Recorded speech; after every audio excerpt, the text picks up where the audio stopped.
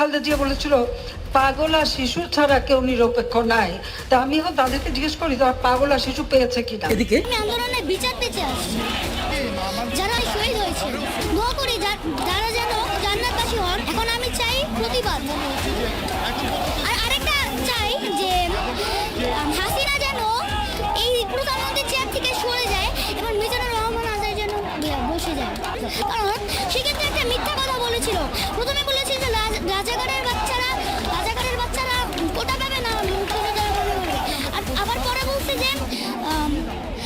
বলছে যে আমি কি তাদেরকে রাজাকার বলেছি? তারা তো নিজেই রাজাকার বলছে। তাইলে সে কেন বলল মিথ্যা কথাটা? চাইলে আমি জীবনও দিতে রাজি আছি না, আমার ভয় নাই, আমার মৃত্যুর কোনো ভয় নেই। কারণ যে ভাইয়েরা আমাদের ভবিষ্যৎ চিনে, মানে ইয়া করে যে শহীদ হয়েছেন, তাদের জন্য আমরাও জীবন দিতে পারি না। আমরা তো ঘরেও সেফ না, সুতরাং ঘরেও যদি মরতে হয় বাইরেও মরি, সেই চিন্তা থেকে। আর আরেকটা ব্যাপার হচ্ছে, আমার ছেলে যখন রংপুরে আবু সাইদ শহীদ হন, তখন ওই ভিডিওটা দেখে সারা রাত কান্না করেছে, আর বসে এই ছেলেটাকে কেন মারছে। তখন আমি তাকে বুঝাইছি, বুঝানোর পর সে আমাকে বললো, বাবা এই আন্দোলনে যদি যখনই মিছিল হবে তুমি আমাকে নিয়ে যাবা। আমি বললাম যে যদি কোনো সমস্যা হয় তুমি কি ভয় পাও? সে বলছে আমি মৃত্যুর কোনো ভয় পাই না। আমি বা পুলিশের আর্মিদের কাছে বলবো যে গুলি কর, আমাকে গুলি কর। রংপুরে আমার বড় ভাই আবু সাইদকে মারা হয়েছে, সেজন্য আমরা একটা শান্তিপূর্ণ আন্দোলন করতে চেয়েছি। তার মধ্যে পুলিশরা এসে আমাদের ভাইদেরকে মেরে একটা অশান্তিপূর্ণ আন্দোলন করতে চেয়েছে। বাংলাদেশটাই যেখানে রক্তাক্ত, সেখানে আমার হাতটা রক্তাক্ত হওয়াটা খুব স্বাভাবিক। আমার ভাই 1952 সালে রক্ত দিয়েছে, আমরা যেন বাংলা ভাষায় কথা বলতে পারি। 1971 সালে মুক্তিযোদ্ধারা রক্ত দিয়েছে যেন আমরা স্বাধীনভাবে বাংলা ভাষায় কথা বলতে পারি। এটা 2024 সাল, এখন আমরা স্বাধীনভাবে বাংলা ভাষায় কথা বলতে পারি না। যখন আমরা স্বাধীনভাবে বাংলা ভাষায় কথা বলতে চাই, তখন আমার ভাইদের উপর গুলি করা হয়। যখন আমরা স্বাধীনভাবে কথা বলতে চাই, তখন আমাদেরকে গ্রেফতার করা হয়, গুম করা হয়।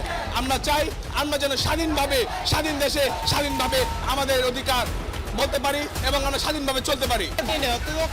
আমাদের নামটুকু তো থাকবে, আমরা ছাত্র আন্দোলন চলছে 2024-এ সবাই মনে করেন পাশে ছিলাম। চাঁদের আমরা মৃত্যুবরণও যদি করি আমাদের কোনো সমস্যা নাই ভাই। আপনারা খেয়াল করলে দেখবেন এক মুগ্ধ হারিয়ে গেছে, এক মুগ্ধের মৃত্যু হয়েছে। আজকে দেখেন প্রত্যেকটা আন্দোলনের মধ্যে হাজার হাজার মুগ্ধ দাঁড়িয়ে গেছে, হাজার হাজার মুগ্ধ দাঁড়িয়ে তারা পানির বোতল নিয়ে আসতেছে আর বলতেছে ভাই পানি লাগবে, ভাই পানি লাগবে। যখনই শুধুমাত্র এই কথাটা কানে আসে যে ভাই পানি লাগবে, সাথে সাথে তখন গায়ের পশম দাঁড়িয়ে যায়।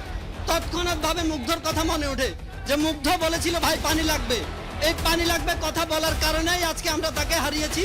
তার বুকের তাজা রক্ত দিয়ে সে আমাদেরকে বুঝিয়ে গেছে যে এক মুগ্ধ আমি চলে গেছি, তোমরা শত শত মুগ্ধ দাঁড়িয়ে যাও। এক মুগ্ধকে আমরা হারিয়ে আজকে প্রত্যেকটা সমাবেশে দেখেন আপনি পানির বন্যা বয়ে গেছে। আমাদের ভাইদের রক্ত আমরা বৃথা যেতে দেব না। আমাদের সংগ্রাম চলছে, চলবে। আমাদের দাবি আদায় না হওয়া পর্যন্ত আমরা মাঠ ছেড়ে যাব না। সাইদ ভাই, রাফি ভাই, মুগ্ধ ভাই, এদের রক্ত বৃথা যেতে দেব না। আমার বাবা নিজে এসে আমাকে এখানে রেখে গিয়েছে। আজকে দেশের জন্য যদি আমি বলে এসেছি যদি মরে যাই তাহলে খবর বাবা, আর যদি বেঁচে থাকি পাশেই যাবো, কিন্তু অধিকার আদায় করেই ছাড়বো ইনশাআল্লাহ। সাধারণ শিক্ষার্থীদের উপর যদি আর একটা গুলি চলে তাহলে কিন্তু আমরা বসে রাখবো না। আমরা শান্তিপূর্ণ কর্মসূচি করতেছি, আপনারা আমাদের দাবি মেনে নেন। আর যদি দাবি না মেনে নেন তাহলে কিন্তু আমরা পরবর্তীতে অন্য কোনো পদক্ষেপ নিতে বাধ্য হব এবং চূড়ান্ত ডাক দিতে আমরা বাধ্য হব।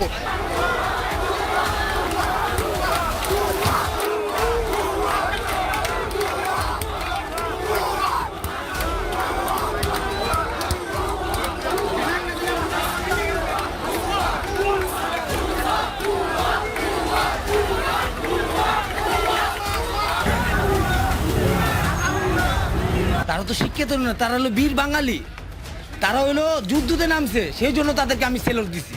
আমি তো মুক্তিযুদ্ধ করে দেখি নেই, আমি এই যে এখন মুক্তিযুদ্ধ করে দেখলাম, তারাই মুক্তিযোদ্ধা।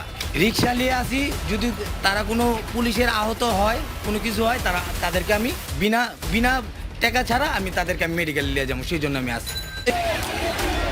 একটু জানবো, আপনারা দেখছি যে স্ত্রী সন্তান নিয়ে আসছেন, কি চাচ্ছেন আপনারা? আমরা এখন চাই মুক্ত স্বাধীন বাংলাদেশ। আমরা মূলত মুক্ত না, আমরা স্বাধীন না, আমরা কোনো কিছু মন করে বলতে পারি না। আমরা সঠিককে সঠিক আর মিথ্যাকে মিথ্যা বলতে পারি না। আমরা আমার মিথ্যা কথা আর বলতেও চাই না, আমরা সত্য বলতে চাই, সত্যি বলবো। আমার ছেলে 3.5 বছর বয়স, ওকে নেমে আসছে, ও দেখবে, ও বড় হবে, ও জানবে কোথায় ছিল আজকে, ও সত্য বলতে চায়, ও মিথ্যাকে মিথ্যা বলবে, এই জন্যই আসছে, ওর বাবা ওকে নিয়ে আসছি আজকে।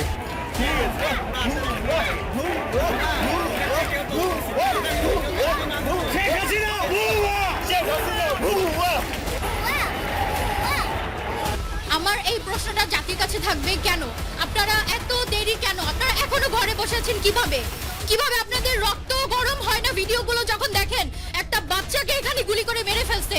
আমরা তো আপনাদেরই সন্তান, আমরা আপনাদের সন্তানকে রিপ্রেজেন্ট করতে, আপনাদের কি বুক কাঁপে না? রক্ত গরম হয় না? আমি এখনো কারো মা হইনি, কিন্তু কোনো বাচ্চার মৃত্যু দেখলে আমি সহ্য করতে পারি না। কেন? কারণ আমি মানুষ। সরকারের মানুষের পালস বোঝা উচিত, মানুষ কি চায়।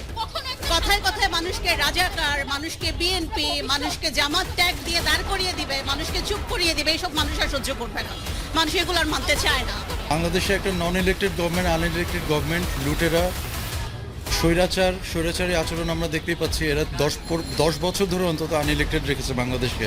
ইলেকশনের ক্ষমতা নাই, ভোট দেওয়ার ক্ষমতা নেই মানুষের। এটার বিরুদ্ধে বিদ্রোহ একসময় না একসময় হবেই। আনু মোহাম্মদ স্যার একটা কথা বলেন, যদি বিদ্রোহকে নিশ্চিহ্ন করে দেওয়া হয়, অত্যাচারের মধ্যেই বিদ্রোহের বীজ লুকিয়ে থাকে। যেখানে অত্যাচার হবে সেখানে বিদ্রোহ জন্ম নেবেই। বিদ্রোহ কোনোদিন নিশ্চিহ্ন করা যায় না। আমি সেই আশাতেই আছি। বর্তমানে বাংলাদেশ দেখে মনে হচ্ছে যে আমাদের অন্তত এই অবস্থা থেকে মুক্তি আমাদের আসন্ন। তারপরে হয়তো আরও লড়াই আছে, সংগ্রাম অনন্ত। মানুষের লক্ষ্য থাকে সাম্য, তার পথ হতে হয় ন্যায্য, কিন্তু সংগ্রামটা অনন্ত। সেই সংগ্রাম চলবে। আপাতত এই জান্তা থেকে, এই স্বৈরাচারী জান্তা থেকে আমাদের মুক্তি আসন্ন বলে আমি মনে করি। আমাদের একটাই কথা যে লাশের ভিতর জীবন দে, নইলে গদি ছাইরা দে। কেউ আমরা নিরাপদ না, এটা সংস্কার চাই আমাদের, আমরা নিরাপত্তা চাই, আমাদের দাবি মানতে হবে।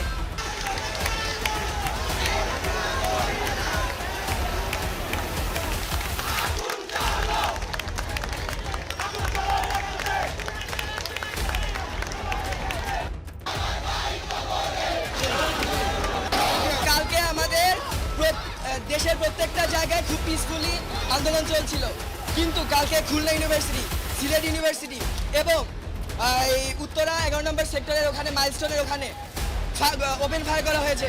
এটা কোন সাহসে সরকার করে? স্টুডেন্টরা কোনো কিছু ভাঙচুর করেছে? কিচ্ছু করেনি, কিন্তু তাও আমাদের উপর ওপেন ফায়ার করা হয়েছে। এটা কোন ধরনের সরকার? এখানে আমাদের সকালে মিছিল হয়েছে, পুলিশ আমাদের সাহায্য করেছে, কিন্তু ওখানে তারা গুলি করেছে। তার মানে কি এক এক জায়গায় এক এক ধরনের গভর্নমেন্ট শাসন করতেছে? এটা কোন ধরনের বিহেভিয়ার? ছাত্রদের উপর নির্বিচার গুলি চালিয়েছে, ছাত্ররা যৌক্তিক কোটার আন্দোলন সংস্কার চেয়েছে, কিন্তু দেখা গেছে এই স্বৈরাচারী হাসিনা তার স্বৈরাচারিত্ব টিকিয়ে রাখার জন্য এই দেশের ছাত্রের উপর গুলি চালিয়েছে, মুক্তকে হত্যা করেছে, তার রাষ্ট্রীয় যন্ত্রকে ব্যবহার করে ছাত্রের উপর আক্রমণ করেছে, সকল মানুষকে নির্বিচারে গুলি করা হয়েছে। সকল জনতার মানুষ এখন রাজপথে নেমেছে। এখন আর 9 দফা নেই, এখন 9 দফা হয়ে গেছে 1 দফা। যখন গাড়ি চালায় তখন দেখছি ছাত্রলীগ অনেক অত্যাচার করছে, অনেক। আমরা ঘুরা প্যাসেঞ্জার ছাত্রলীগ, আমরা ছাত্ররা নিয়ে, আমরা গাড়ি দিয়ে নিয়েও আমরা দূর করে বাঁচাইছি। কোমন অনেক ছাত্রলীগরা ছাত্ররা আহত করছে। ওই দুঃখ আমরা জীবনও দিতে পারি ছাত্ররার জন্য, ছাত্র সমাজের জন্য। ভাবে দেশ চলতে চাই কোমন এই গণহত্যা যেভাবে চালাইছে এভাবে দেশ চলবে না। আমাদের তো শেষ, আমাদের ছেলে মেয়ের তো ভবিষ্যৎ আছে, তাদের ভাই ছায়া তো আমরা তো না খাই তোমার এটা বাদ। আমরা ছেলে মেয়েদের ভবিষ্যতের চিন্তা করে আমরা রাজপথে আইছি। সড়কে এই মুহূর্তে রিক্সা চালকরা সড়ক বন্ধ করে রেখেছেন এবং বৃষ্টিকে উপেক্ষা। আমরা ছাত্রদের সাথে আছি। আমরা সমস্ত অন্যায় নিপীড়ন বন্ধ চাই, আমরা সব জুলুম বন্ধ চাই, এবং আমরা আমাদের যে রেপার ভাই যে জেলে আছে তার মুক্তি চাই, এবং এছাড়া সমগ্র বাংলাদেশের মানুষের আমরা মুক্তি দেখতে চাই, শান্তি দেখতে চাই। আমরা একসাথে আছি। আমাদের একটা কথা পরিষ্কারভাবে আপনাদের জানাই দেই, আমরা যেটা বলতে চাই সেটা হচ্ছে আর একটা গুলি যেন না চলে।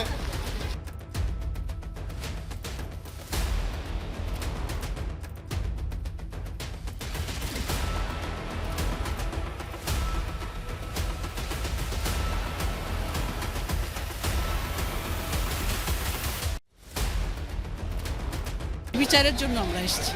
এতগুলো খুনের পর আমরা কিভাবে সেটা মানবো? আমরা সেটা মানতে পারি না। আমরা মনে করি আমাদের দেশের মধ্যে একটা জাস্টিস পাওয়া পসিবল না এখন।